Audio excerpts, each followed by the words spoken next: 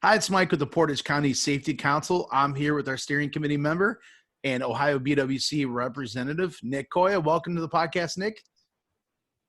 Hey, Mike. How are you doing today? Good. And we're also here with Kelly from Family and Community Services. Kelly, go ahead and tell everyone what you do at FCS. Hi, thanks, Mike and Nick, for having me. I am Kelly Bako Younkins, and the role that I have at FCS is I am a clinical program supervisor, and currently my main role is to supervise a large school-based mental health program in Trumbull County.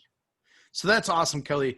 We're here to talk about stress. We did a survey with our members and overwhelmingly affects their safety performance. It affects their work performance. They tend to think it works. It affects their coworkers' performance more than theirs, but nonetheless, they still admit it affects theirs. Kind of funny how that happens. And so almost 60%, 59% of our members say that their employer rarely or never talks to them about stress. And I think it was like a handful percent that says they always do, and a little bit sometimes. So we see, man, like almost 2/3 of our members never talk to, and I'm sure that's across the board. That's representative probably for most employers. They may talk about safety. They may talk about something occasionally, but they actually come in and talk about stress and how to manage it. It's pretty rare. So we're doing this Overcoming Stress series, which is why we want to have you on and just give those employers some tools and their employees some tools that they can help overcome it. So in this clinical counseling type position that you're in, what do you see every day? What are your clients going through? What are the families going through? What are they dealing with, especially since the pandemic? What's going on in that world?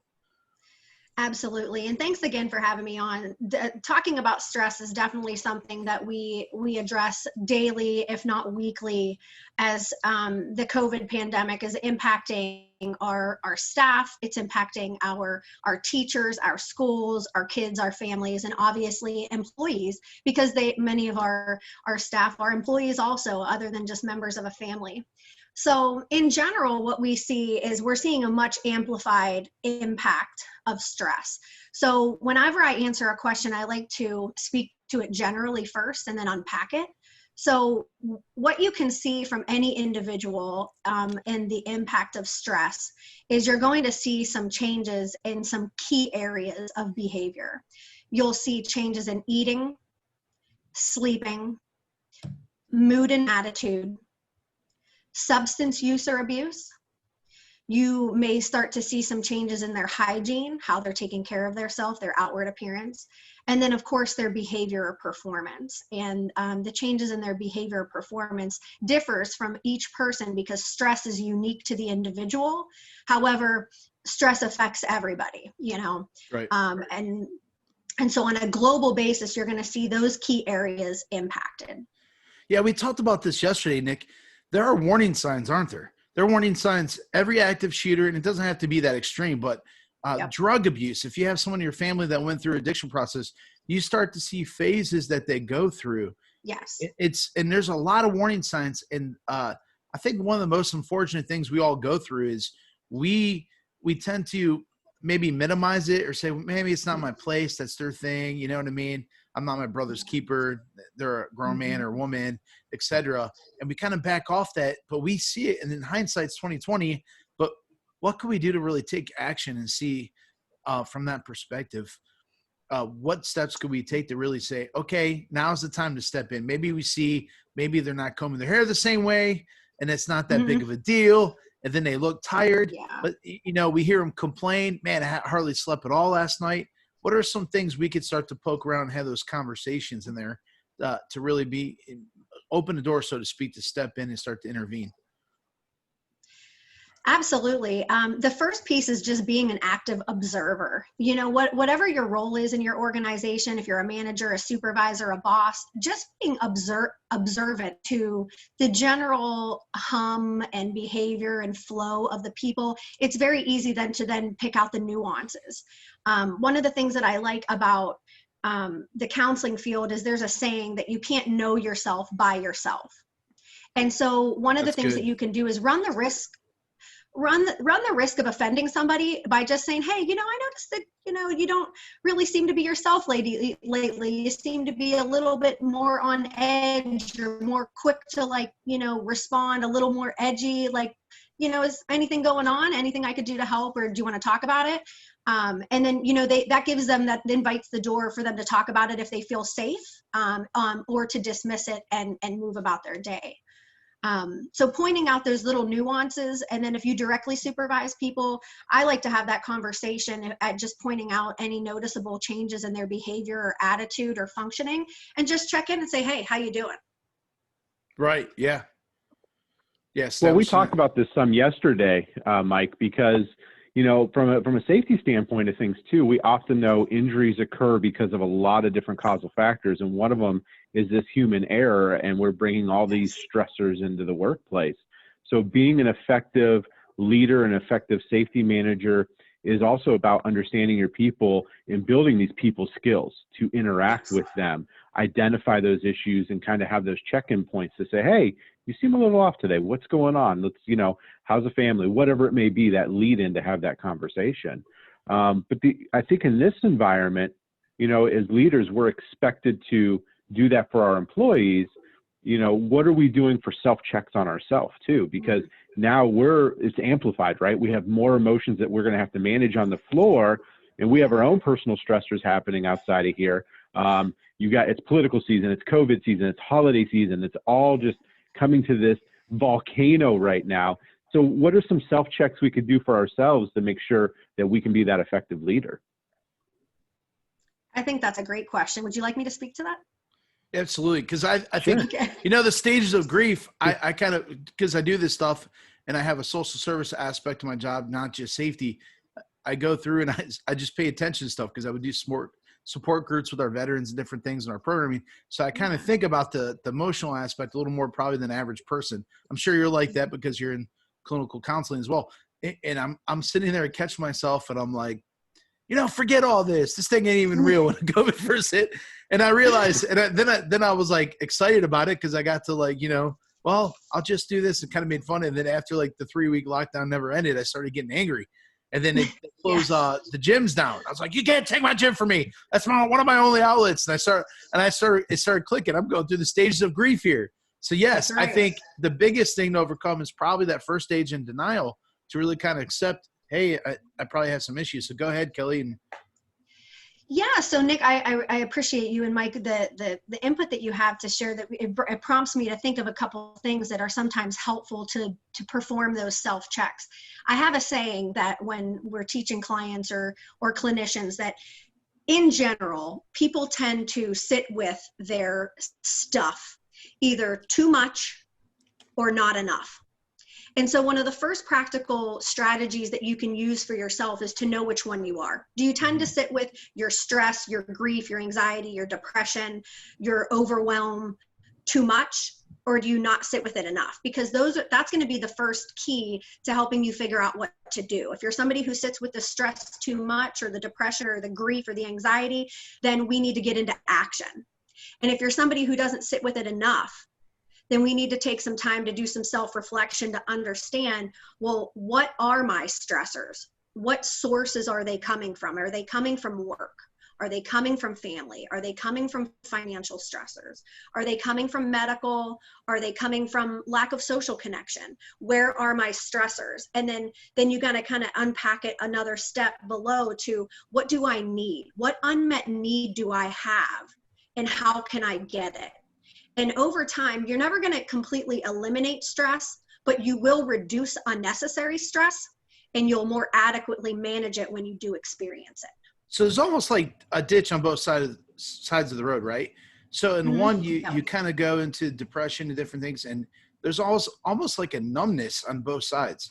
Yes. But then in the other ditch, you can kind of go into disassociation and that kind of stuff, and just be oblivious to it, or not have any compassion for anyone else going through it, or not even yourself. You become numb at both ends, if I'm hearing you right. Absolutely. And so whether it's yourself or your staff, if you notice that they seem to be kind of flying by the seat of their pants, they're not really noticing the changes that they're having in their behavior or attitude or performance, they might be somebody where you want to reel them in a little bit and kind of point that out and just make some observations. You don't have to make judgments or statements, but just, I noticed, or I'm wondering, with whatever you're observing. And then the other people who seem to be really stressed, really can't can't get themselves motivated to work on time, to perform, to make decisions. We want to figure out what's weighting them down, and then how can we get them into action. Yeah, that's good, because they're in those two ditches. I've noticed there are people that go to that dark hole, and I don't mean to like put any kind of stigma out there, but that's from my experience. That's what it felt like. You kind of go into this place where you're not motivated, like you said, you're not motivated to do anything, and people are like, kick yourself in a butt and you're really stuck. And then there's the other side. It's you go through this whole process of like, man, a lot of people I've worked with personally that went through addiction do this. They overproduce, they get overproductive. They can't sit still. So they always have to fiddle around the house, have a project. When they come home from work, if they're working, they're going to go out and do yard work all night, because anytime alone, they can't deal with what they're feeling. It's almost like a defense mechanism. Correct. Have you experienced a lot of that working with your clients? Absolutely. And the clients and just people in general, we all range on a variety of that continuum. And so you definitely see that. And, you see the people who cannot slow down, who cannot take a rest, who just always feel like they have to be completing something, accomplishing something. That is adding to their stress. And so they have to recognize that accomplishing something such as a state of being and a state of rest is still productive. Right. But that requires a reframe and a paradigm shift, that doing nothing is actually allowing your body to physiologically calm down and come down a couple notches towards homeostasis. That getting into all that action, sometimes it's nervous energy, and that may be actually making their stress impact on their body and their minds even worse. Right. And you mentioned reducing it. And I think that's real important, because whenever we talk about self-care, people are like, well, I heard it 1,000 times. And it's like, well, you probably should be hearing it 1,000 more than what you're hearing it. Because it's really not about one silver bullet or magic piece. I find myself getting quiet time in the morning, or reading, or through prayer, journaling, whatever that is, quiet time. And it really helps me. And if I miss a day or two, that it doesn't affect me. But if I start missing it 4 or 5 days, I notice my irritation and frustration levels start to bubble up. Then I have another outlet, working out or walking or getting outside and spending time outside and exercising. So that's another aspect. But none of those, not one of those, are a silver bullet. It's this may reduce it 5 or 10%. This activity may reduce it 5 or 10%. Hanging out with friends in person through the pandemic, under 10, of course, I don't want to make sure we're in compliance, is going to really help reduce that. And it's an overall layering effect, right? Of like, it's not like not having, the goal is not having zero stress. It's doing small measures in different areas to kind of reduce that. Is that the goal, you think? I think so, absolutely. Because, like we shared earlier, you're never going to completely eliminate stress, nor would you want to. Stress on the body strategically can actually be a good thing, and it can help us motivate and use adrenaline to accomplish things. But the other piece of this is really recognizing what element of control we have when it comes to our stress, because there are actions you can take to control, to reduce, to control and to reduce stress.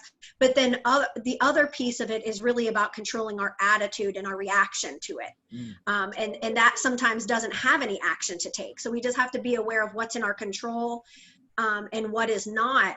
And sometimes that's the hardest part for people, because people want solutions. They want things fixed. They want things to go away. There's people that are into pain. That's their thing. But most of us don't want to feel pain. Right. We want it to go away. Right. But there are some things that we experience in life that are stressful that we just have to ride the storm. Right. So just recognizing what you can control. I make fun of Tony Robbins all the time, but I saw a meme from him one time, and it said, if you want to change your life, change the way you think. And you kind of mentioned that a few minutes ago about reframing how you view stuff. And actually, not that long ago, I looked up the word attitude. You mentioned that too. So you look up attitude because we kind of just use it culturally, like, hey, enough with that dude kind of thing. And we kind of look at it as negative a lot of times. But really, an attitude is really an expression of your belief system and how you view everything. And so when you kind of dig a little deeper in attitude, it's not just personality and someone have a little edginess or whatever, but it's really your belief system, and your belief system is what's framing how you view everything in your circumstances. And that's why we see a lot of times with loneliness, which actually I think it was around 37% of our members said they're stressed in this time because of loneliness. So that's a big deal. Loneliness is not necessarily being alone, it's feeling alone, and you can be surrounded by people. So that framework, what do you encourage the people that you work with? How do you train them and kind of work with them to start to rebuild that framework in a more positive way that's going to help them through the process that they need to? Yeah, that's a great question. And it it requires the individual to be able and willing to step back and take a look at what their belief system is. Like what is their general thought process? Are they generally a positive, optimistic person? Are they generally more of a realist? Are they more of a negative pessimist? Or are they a catastrophizer? For instance, I definitely see that those who catastrophize are probably having the most difficult time during this pandemic. And especially the election. Yes. But the last couple days, they're like, the world's going to end from both sides. Right. You know, it's like it's 1999 all over again and the world's going to end, you know. But I say that though, because there are some people who genuinely suffer from that like compulsive mind state that, you know, there's this one grain of stressor or incident or variable, and they have this, it is a skill, ability to like blow it up into the most magnificent impact it could possibly have. That is a skill, if you want to make it positive. If you're in Hollywood, that'd be a great skill, but yeah. Right. Unfortunately for everyday life, it causes a lot of stress. It more often than not, catastrophizing brings on more unnecessary stress than it actually solves. And so we have to help people understand that that is their thought process, their pattern. And we have to help them bring it down. Like you can go there, but then you have to bring it down. And it's like, what is the real threat? What is the real problem? What can you do about it? What's in your control? And then what can we do about it in terms of attitude and how to approach it? It's definitely a couple part task in terms of getting them to be able and willing to sit and think about their own thought process, their beliefs, which then drive their behavior, and their willingness to take a look at that and do something with it. You know, as we talk about this, Mike, yeah, no, that makes sense, because, you know, one of the problems though, and I think we talked about this a little bit yesterday too, is the stigma behind breaking down and expressing these feelings and looking at things differently. Because, you know, there's this stigma, two stigmas that really exist. One of them is, you know, you need to tough it out. You just push through it. It's life. We don't deal with it. And the second stigma is, you know, related to that mental piece of, you know, hey, maybe I do need some type of help, or I need to talk to somebody, but it's not like going to the doctor for high blood pressure. There's no stigma behind taking that pill, but there is for asking for that help or engaging in these activities sometimes. So how do you start to lay that groundwork for your clients? So maybe some of our managers can start to lay that groundwork to recreate that culture and eliminate that stigma in the workplace. I really believe that's a great question, Nick, and I'm so glad that you asked it, because it really, in order to fight stigma, it's going to take each one of us. It's going to take each one of us actually acknowledging to ourselves that we are all human beings and that we all are going to experience stress at various times in our life, some point in which they are going to knock us off of our feet. We are all going to experience something or several things in our lives that is going to knock us off our feet to where our usual bag of coping tricks just isn't going to work anymore. And the more you humanize that you and I are no different. We're still humans. We experience stress. We experience loss.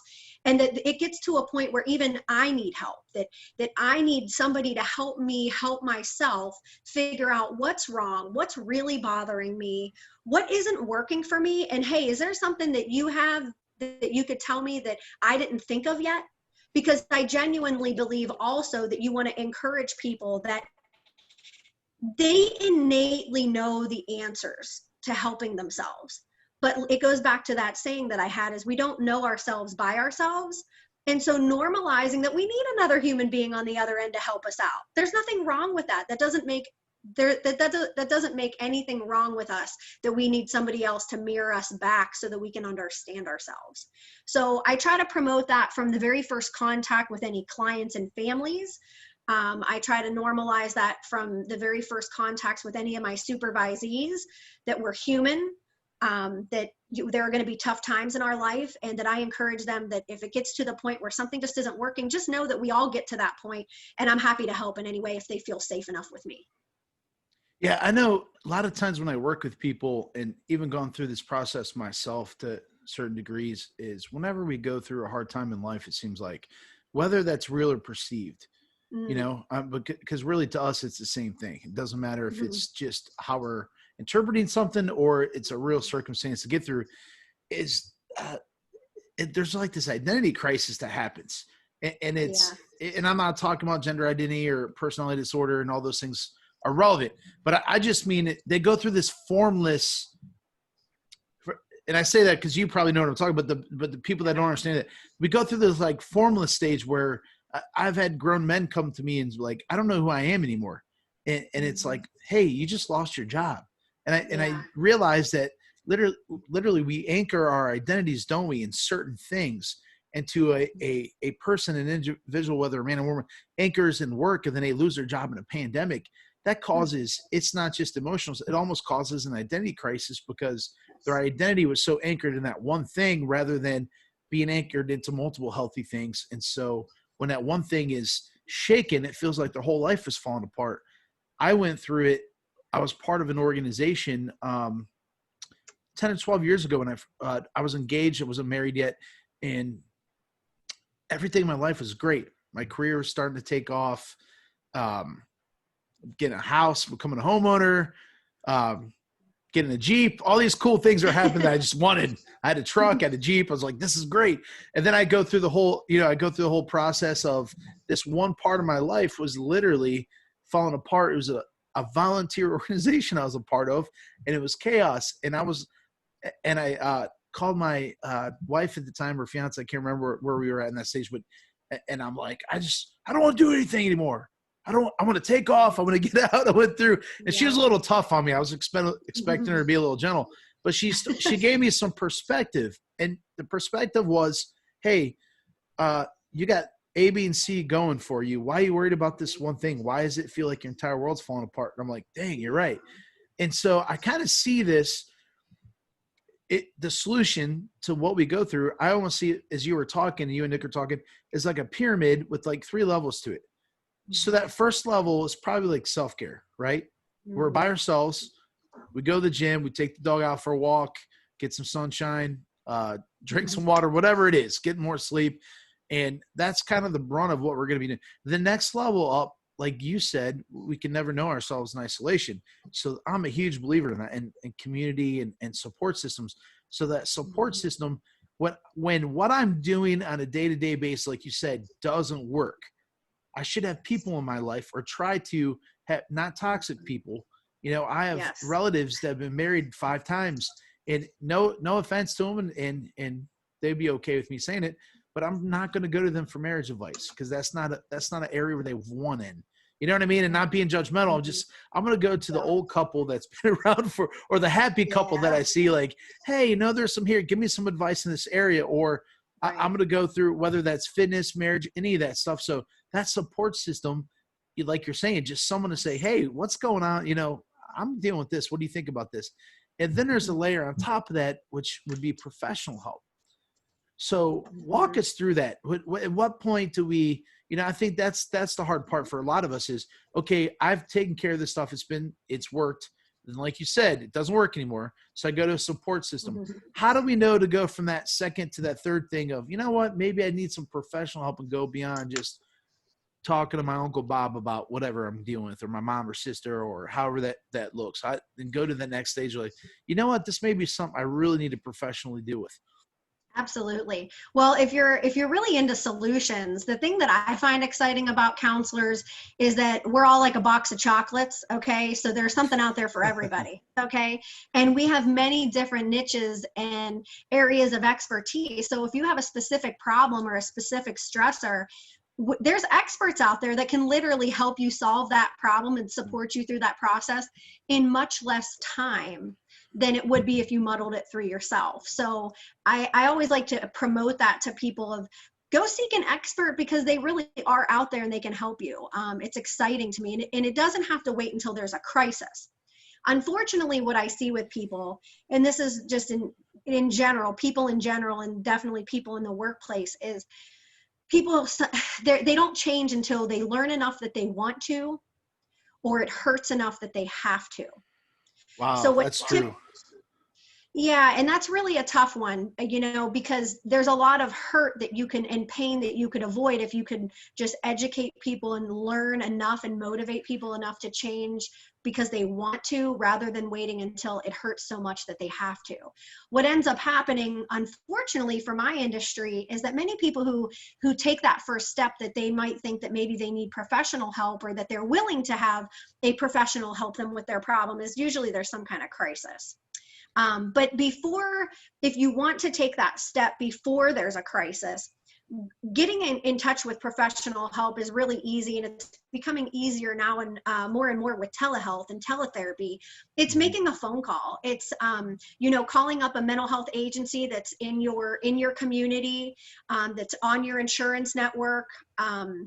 I wouldn't even worry about that, because if you call the place, they'll help you figure out whether you're covered or not and what you have access to. So just make the call. Or many places you can do a walk-in where, with COVID, there might be some different parameters right now, but making a simple phone call, we get some basic demographic information from people and get them set up with a first-time appointment. And that first appointment is where we ask a bunch of questions to get to know somebody.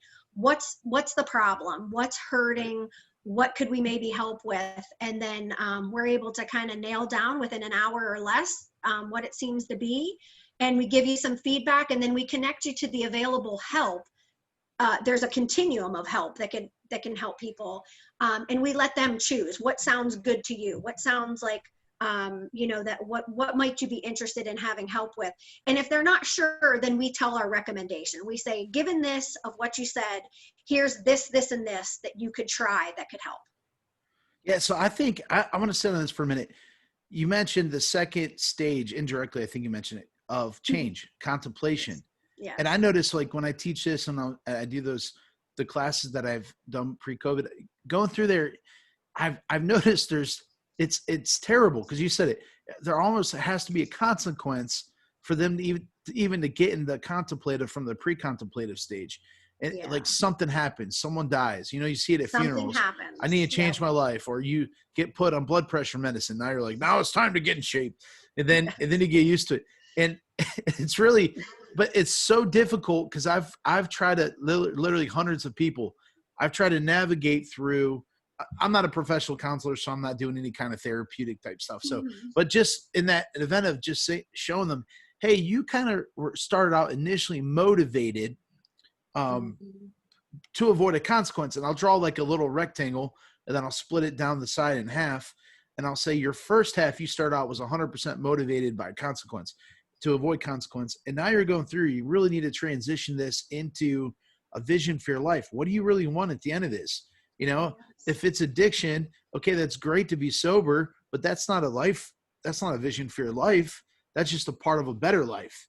So avoiding addictive, how do we, and I don't want to stick on that, just an example that I've worked with in the past, but for anything, whether it's health, any kind of holistic approach we're trying to take, from your experience, how do we transition from that motivation? Because it seems like it's a process. You like to think, well, I just got to click. I'm going to decide to change my mind and click. It doesn't work like that most of the time. But we go back, I'm thinking of a diet that I started years ago, and I lost like 40 pounds in a month. And we're going to Applebee's after certain events with a bunch of friends, and people are eating that, desserts and stuff. I'm like, that doesn't bother me. It doesn't bother me, because I was so motivated to go through, process whatever I was going through. And then when I lost the weight, I'm like, man, it don't hurt to put my shoes on no more. I was just kind of like, making fun about it. But we're going to Applebee's, and they had this like chocolate thunder from down under thing. I don't know. It's got like brownies and ice cream, and the devil. I don't know what it is. It's straight devil in food. And someone ate one in front of me, and I just said, I'm ordering one. And my wife's like, what are you doing? And I'm like, listen, I made it through that phase. I'll get back on tomorrow. And then it never happened. Right. So we go through that all the time. But how do we transition from your experience? What's the most effective ways that you've seen people transition from their motivation being to avoid a consequence into, hey, I actually have hope now. I actually have a hope that my life could be better. I could be a homeowner. I could have my kids in my life, whatever it is that they're motivated by, but really transition into the positive side instead of trying to avoid the negative. Yeah. So what I see that is, I boil it down to two things is you start in that first motivation, like box, if you want to call it, of what is their greatest fear? And we move them from their greatest fear to their deepest desire. That's how I tend to work with clients, or even supervisees, is what is your deepest fear? That's usually what gets them in the door. And how is that fear manifested, and how has that motivated them? But in order to get to more internal locus of control and internal motivation and this bigger picture for their life, you have to then shift their narrative. You have to teach them and help them. That's so good. Yeah. Thanks. Teach them and help them reframe their life narrative into a picture that is more. You have to paint that picture of their deepest desire. What does their ideal life look like? And you have to encourage them to go there. Some people will then revert back and, well, that's never going to happen because of, blah, blah, blah. But it can. The power of the mind is a magical thing. And if you help them along, paint that vision and realize that there's steps to take, and it is a process, that life that they so much hold deep in their heart, each one of us have that, whether we care to admit it or not, it's down there. And if we acknowledge it and let it grow, it blossoms much bigger than the fear. And all that's so good. This is brain science, right? Because you have a part of your brain. Literally, it's like if I go to buy a Ford Focus, never see them on the street, but I go to buy them when I see them everywhere. They didn't magically just appear because I went to go look at one. It's your brain now says, because you focused on this, you paid attention to it, I'm going to pop these little, I call them pop-up ads, just like your Facebook scroll feed, your news feed. I was looking up a Jeep to buy a Jeep a year or two ago, and literally every ad was a Jeep ad. So like your conscious and subconscious mind works like that, right? So when you focus on something, so that's the magic of goals or having a vision, is literally you put that in the forefront. So if you keep that in the forefront of your mind through a vision board, journaling, just remind yourself of your goals, or watching other people that operate in that, you literally train and program your brain, don't you, to kind of, so when you go to make a decision, the pop-up ads become positive instead of negative. Yes. And there becomes a natural stopgap process that you catch yourself, because you're much more mindful of your big picture dream or vision. And then that's the real moment of change right there, is when you grab it and you make the new choice that's headed towards your future vision, as opposed to sabotaging yourself. That also shows that you've grown beyond your defense mechanisms, your self-sabotaging habits and idiosyncrasies. When you then can stay mindful and focused on what you're really after, because what you think about, you bring about. It sounds corny and cliche, but I mean, I can think of a more than a handful of people, just even in my personal life, what you think about, you bring about. And whether you get into manifestations and the law of attraction, that's up to you or not. I personally get into that. We are really driven to go after and achieve what we set out for in our mind. So if it's to conquer and manage stress, then we can.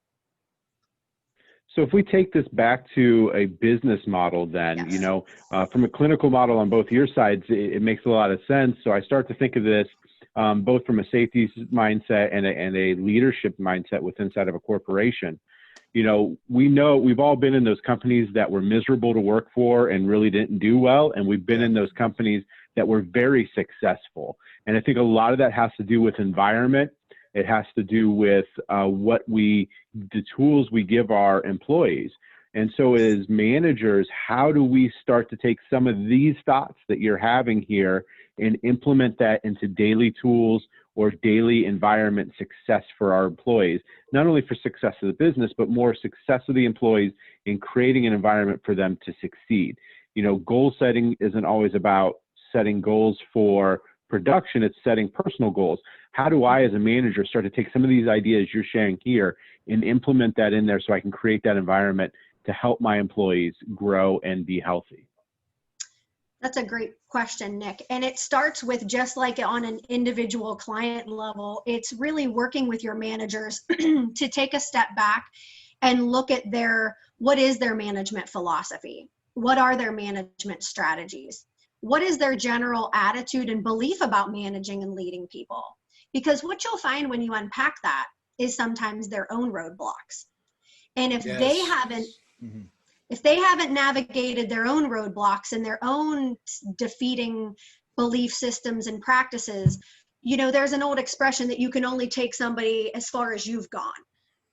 So if you have people in management and leadership, they may only be able to take an individual so far. And so depending on how your organization is structured and organized, something that's a practical strategy is having a management team that is willing to help one another in their strength areas, because you and I both have different strengths as managers and leaders, and then we have different areas of challenge for us. So if we know ourselves, what our philosophy is, what our strategy, who we tend to help the best, but who we struggle with, when you use a team collectively, that's how you can leverage the power of your management team to really elevate. And when you elevate like that, you elevate your managers, you elevate your staff, you elevate your company, you elevate your productivity, and you elevate the company's bottom line. Yeah, I'm a Bridges. And I think that's important right now because with so much going on, I think we need, as companies, to start more focusing in on some of these softer skills. Yes. A, to survive the pandemic, but B, because ultimately nobody wants anybody to get hurt. Everybody wants everybody to be happy and healthy. Yep. The worst thing is having miserable employees. So we need to start looking at this and creating and maybe thinking a little bit differently about how we run our businesses and how we create these environments of success for them.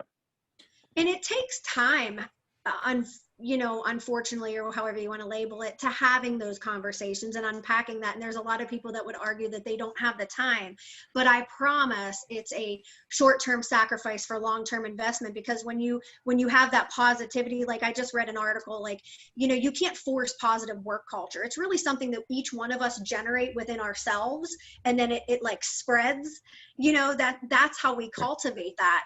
And it comes from taking time with ourselves, time with our employees, taking time with one another, but just making sure that time is meaningful and targeted on what we're after. Absolutely. I'm a Bridges Out of Poverty trainer. Yeah. And love we did Getting Ahead years ago in Portage County through a program we called Empower Portage. And one of the exercises that they had us do with the program was we would take like a poster board or pieces of paper, and we would, kind of mark it out in different sections. And we would have each individual participant say, the first one would be like, what's it like now? So how they defined, and sometimes we include a past, like what was it like growing up? And then it would be, what is it like now? What's life like now? And what do you want your future story to be? And that's the language they used, was your future story. So you see them kind of understand the past, but you're trying to help them navigate through. Okay, so you're in the present moment. It doesn't look so hot for you now, but what do you want your future story to look like?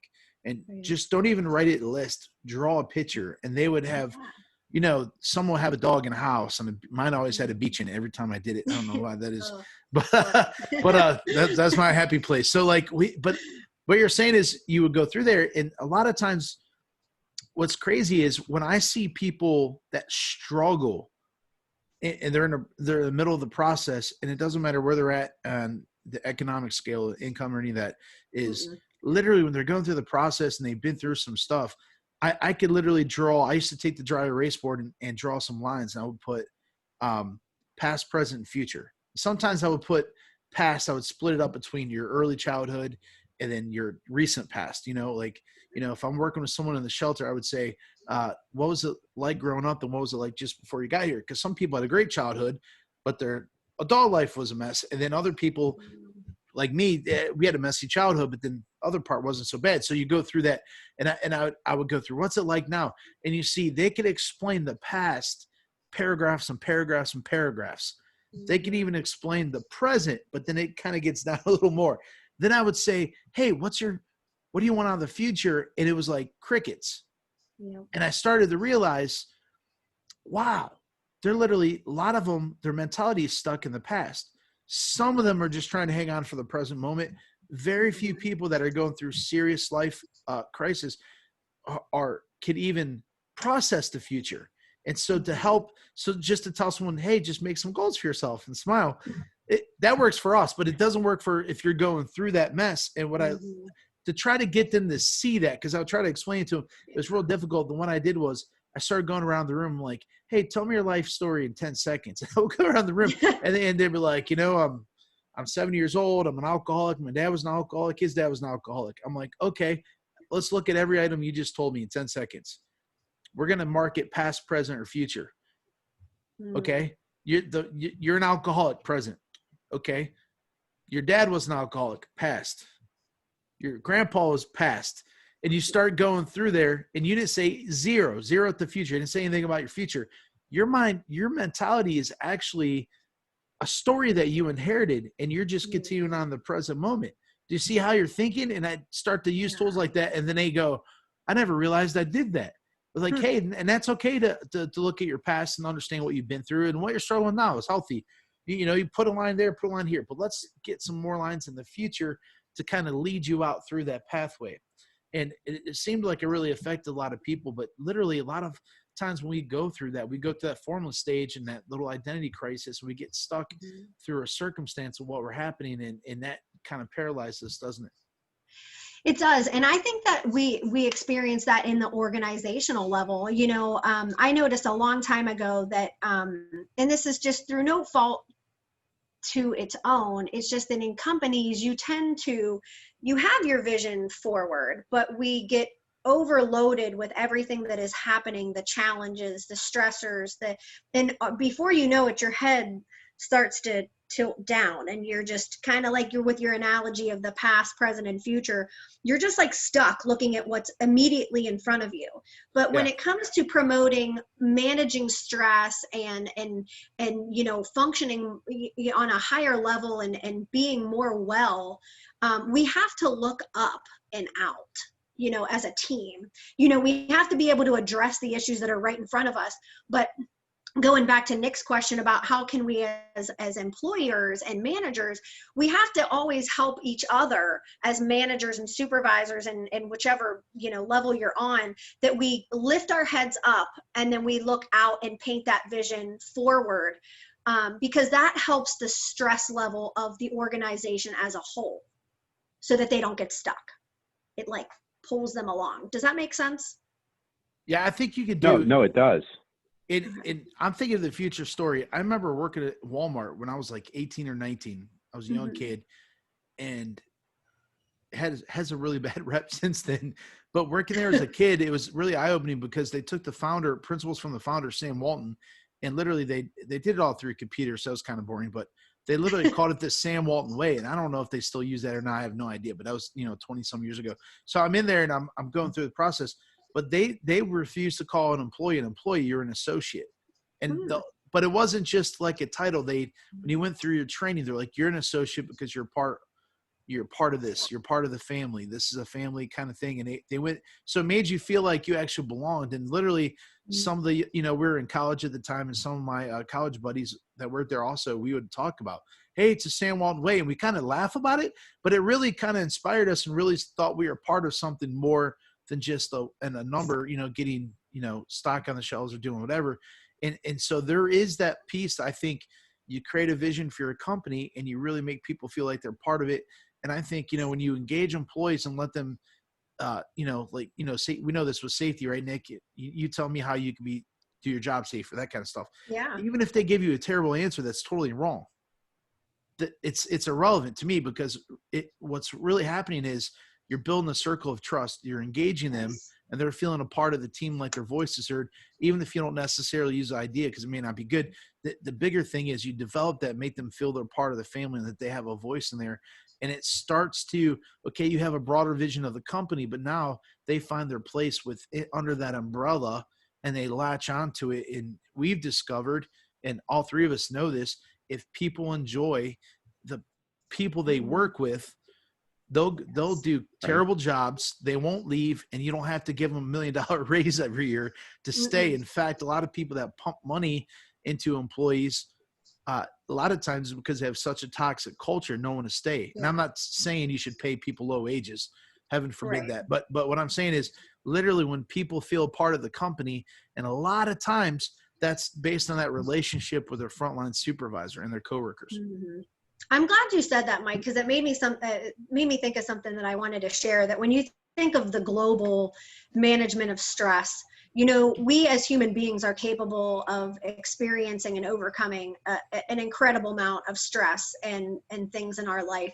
But when people have purpose and connection, they're able to overcome. And so, you know, that's another practical strategy that when we work with, that when we work with people is, you know, maybe what's really at the bottom is an existential crisis of they feel like they don't have a purpose or they don't have quality connection. And so if they're willing to explore that in a safe level, either with you or somebody else more appropriate, having purpose and connection really can overcome a lot of stress. It actually, I mean, just like hugging for 20 seconds, not that we're going to hug our employees, but if they can get a hug from somebody, it physiologically reduces stress. So just, you know, being mindful of the elements of purpose and connection definitely help people with stress as well. Yeah. So let's go on some solutions now. We did touch on it a little bit earlier. But if I'm an employee and I'm struggling, or if I'm just a person, because some people may watch this and may not, you know, even be working, or their employer may not give it to them. What do I do? You know, that baseline of the pyramid we talked about. What are some self-care things that you recommend? Even just some generic ideas. What are some things you recommend just to take care of ourselves first?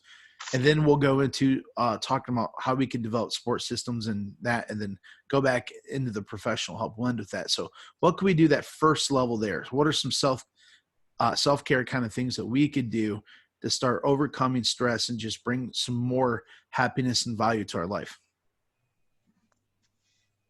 Absolutely.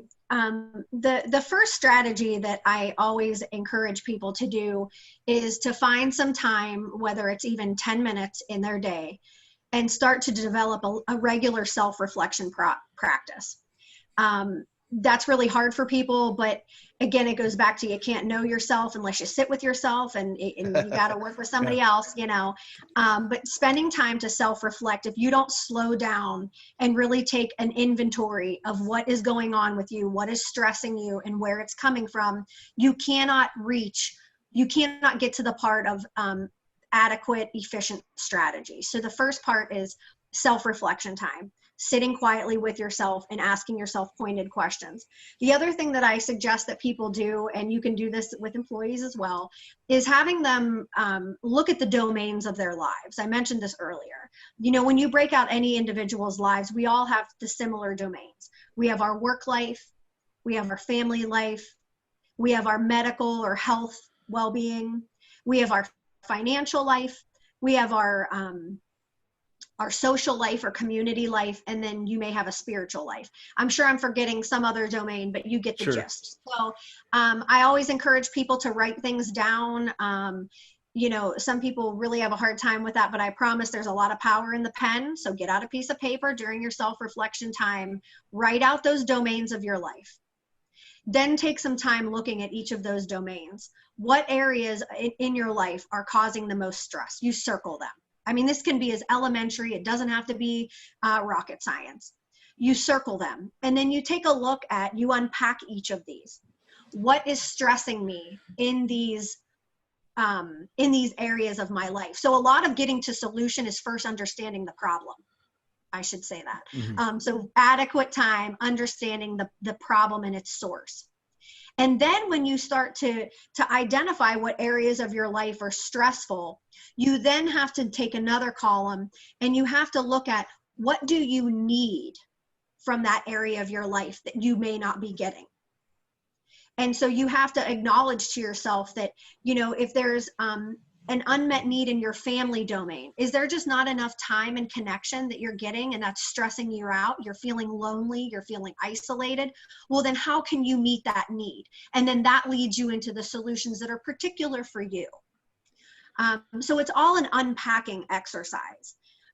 Sometimes when people go to a counselor, they present with a problem, and a counselor may then rattle off a variety of solutions that they can try. And the client may or may not be willing to try the solutions, or if they do and they don't work, they try one and it doesn't work, and they immediately write off the clinician's expertise or that anything is going to work, and they're back to it. That's why I always encourage people to do this work themselves, to take ownership of it, that deep down you have the answer for this. So do the work. Then the next piece is you need to be able to, after you identify what you need to then look at how can you get those met. And sometimes, and when it comes to stress, reducing or managing stress, I have another saying called, you need to look at where your stress is at, and what can you automate, what can you delegate, and what can you eliminate? Because there are many things in our lives that can be automated, and that takes some stress off of us. There are things that can be delegated, that perhaps you can ask for help and somebody else can maybe help you with them. Or there's even a level of delegation where you may delegate that to like the end of the list. It's not a priority to deal with right now. We have to, so there's a skill here in also prioritizing what we need and how to get it and what we work on first, because you can't work on everything at once either. And the people that are overly stressed are probably doing that. That's good. Let me come in there because I liken it to a garden hose. Seriously, I take my water hose, and if I put it on spray, it doesn't get anything done. It just gets a little bit of water everywhere. But if I need to strip my deck, I need to put it on the jet stream. And if you look at that, one has like 90 jets, one has like 5 or 6. Mm-hmm. And what happens is, I notice whenever I get frustrated or stressed, I have 1,000 thoughts racing through my head, like a beehive sitting on my head. And when I could just simplify that down to 1 to 3 things max, let me work on one. I may have all these other things I need done. Let me focus on 1 or 2 things now. The overwhelmed feeling that feeling overwhelmed, all the different stuff, a lot of the anxiety starts to just go. And then now I feel energized because I'm not giving my energy away to useless thoughts about things I can't control and do all at once. But that 1 or 2 things, what I do is I refocus that energy in 1 or 2 things, and actually becomes more effective in that process. So that's real good. Just because for sake of time, we're almost out of time. And because I mean, everything you're saying, we could spend an hour on, and it's amazing. So hopefully you'll come back on in the future. We could do more of this, but just second thing real quick, because I think this is a big struggle, and just take like 30 seconds or no more than a minute to kind of talk about it. But how do we, in that second level, when what we're doing to take care of ourselves doesn't work, but we're not yet ready to go to professional help, that second level of support systems, what are some tips? How do we develop those support systems? How do we discover the right person to talk to within that? Not a toxic person that's going to make us more depressed if we talk to, or lead us down or give us bad advice. But how do we have a healthy support system? How do we identify that? And just, do you have any tips that you've seen people go through that they've really latched on a certain thing that have helped them come through in that area? Yeah, I think what helps people find truly helpful, because sometimes help can hurt, what helps people find truly helpful support system people in a natural support system is, believe it or not, finding people that are like them, that can genuinely relate to the particular struggle that they are in. And at the same time, though, that person has the ability to provide validation and empathy for you. So what differentiates a helpful natural support person in that section is somebody who can not make it about them and not go into their own stuff, but somebody who can gotta watch them. That's usually why you end up with a counselor, because we don't go there. Is a person that really is can relate to your unique circumstance and can provide you some validation and empathy. Who has your best interest at heart? They can be there to listen. Yeah, someone that's not going to judge you, that you can trust. That's good. Absolutely. And one more time, and I know you answered this earlier, but what do we look for when we go to that thing? Okay, I went to my support system, maybe helped a little bit, but it didn't really help me get that breakthrough I'm looking for. I don't know, I feel uncomfortable with it, but how do we pick a counselor? How do we begin to move into professional help without fear of not only that stigma, but I've never done this before, and I don't know how to navigate this world. What are some tips that you would give those people that are looking to take that next step into professional help? I love to go back to the medical field analogy, that is, if you have a pain point or a wound, if you will, and you've tried all the first aid self-care that you can do at home and it's just not working. When you look at your mental or emotional life, if you've done your first aid and your self-care and it's just not working, that's when you need to consider, or we invite you to consider a professional that can help you tie that wound up and take care for it. Really, professional help is for the people who really need some expert guidance and feedback on what their challenge is, a targeted strategic plan and path to eliminating it or helping it, that can support you along the way. We're neutral third-party people that help you problem solve, come up with a plan, and support you along the way. If you're not getting that from your support system, we're it. That's good. So, Kelly, thank you so much for coming on. We could unpack, and I know you do your own Zoom calls, but so we won't try to hog you up all the time and for free content. So we definitely appreciate it. I appreciate the invite, and it's nice to meet you both, Mike and Nick. And thanks so much for having me on. I hope the information was helpful. So, what are some services? No, it was. This was really good for our employers, and that's what we're focusing in on here. How can we help Portage County? How can we help employers identify what we can change in our business models, and what can these employees who are listening do to help them through these stressful times? So we appreciate your time today. I feel like I get reminded of things, and I go through this personal growth myself every time we do a podcast like this. So this is awesome. I enjoy it. So is there any program you want to promote out there, clinical services, or any of your Zoom webinars that you're doing? What's going on in Kelly's world that you want to promote? Do you have a website do you want to put out there, or family and community services, whatever you want to? Yeah, so Family and Community Services, Valley Counseling, we serve Trumbull County and Mahoning County, variety of great clinicians that help with children, families, adults. We have a wonderful program. I'm supervising a school-based mental health program. We're out there to help your kids and the families and the parents out there navigate the school year. That's one thing. My clinical consultant gig that I do, I love to provide professional development training to clinicians and even outside industries. Surprisingly, most of my clients have been from outside industries looking for a clinical expert to come in and share strategies of how to address safety, de-escalation, motivation, self-care, goal setting. I love to do that. And then I love to work with one-on-one motivated individuals. So, and that's my personal professional effort in reducing the stigma, is that if you want to work with a one-on-one with a clinician with clinical background to help yourself achieve another level of functioning and well-being, I like to work with you. So I like to work with teams who like to elevate themselves as well. So I invite you to check out, I'm on Instagram, I'm on Facebook. I have a website, Bako